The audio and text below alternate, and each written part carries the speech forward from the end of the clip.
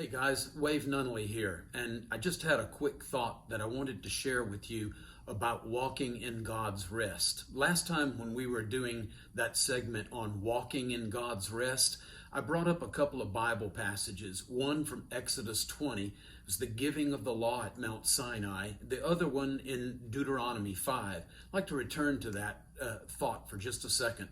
In Exodus 20, we're told that we're supposed to participate with God in his Shabbat or his rest, because on the seventh day God rested from his work of creation, and God was then inviting us to his party. We get to participate with him in the rest that he enjoys.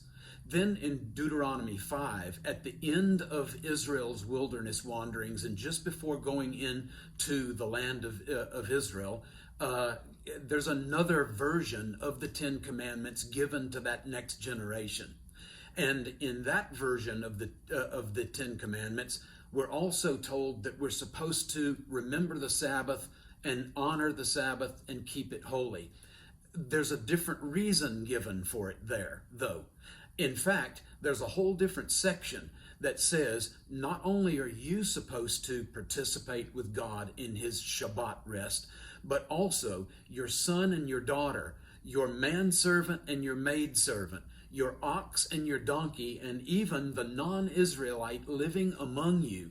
They're all supposed to participate with you in God's rest. It's almost like, you know what, you got invited to a party that someone else had an official invitation for, and now you're getting to invite all of your friends and family to come along with you.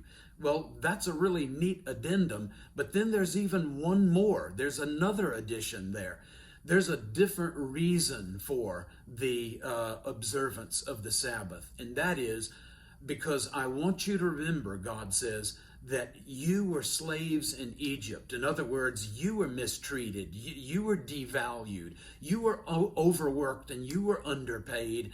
And because you've experienced that kind of being driven, then I want not only you to participate in this rest, but everybody in your sphere of influence. And so there's this really interesting kind of bookends thing going on. Exodus 20 has this renewed relationship, this kind of sharing with God in his rest and fellowship with him.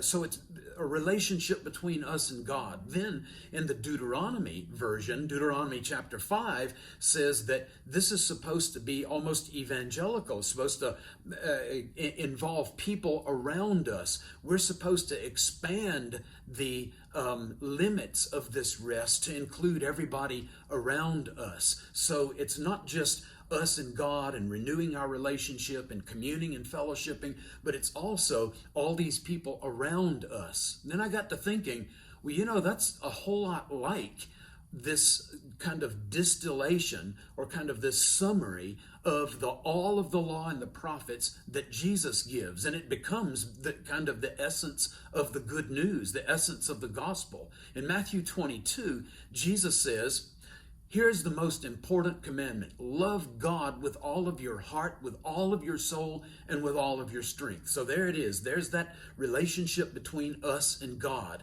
that reconnection, that sharing in fellowship. But then he says, and there's a second one that's like it, and that is love your neighbor as yourself. And so that's between us and other people, those in our sphere of influence, those that we're connected to, those that we're to be reaching with this abundant life that God's given us to walk in. So in a very real way, this matter of observing, of obeying, of honoring, remembering the Sabbath, it's not some kind of onerous, heavy-handed, kind of dictatorial, you better do this or you're going to get in trouble. When you put these two commandments together, it's this gracious, you know what, you get to go to the same party God's going to. And then in the Deuteronomy 5, and you know what, you get to invite your whole family and all of your friends and everybody in your sphere of influence.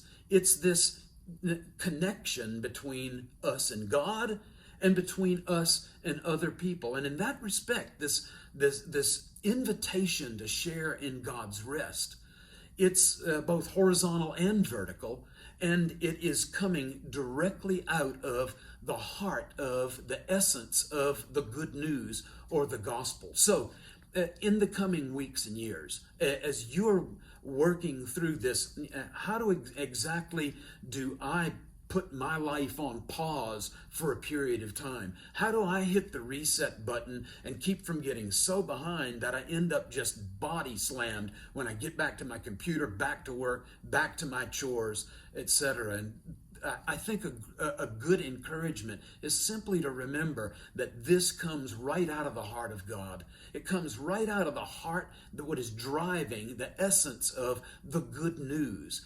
God wants us to live life abundantly, and He has graciously invited us, you and me, to participate with Him in His rest, and then to just spread the joy all around. So, as you seek Him, as you walk with Him, please be encouraged in the coming days, weeks, months, and years to walk in His rest. He designed it for you. He designed it for me. Let's participate with Him. The invitation is wide open.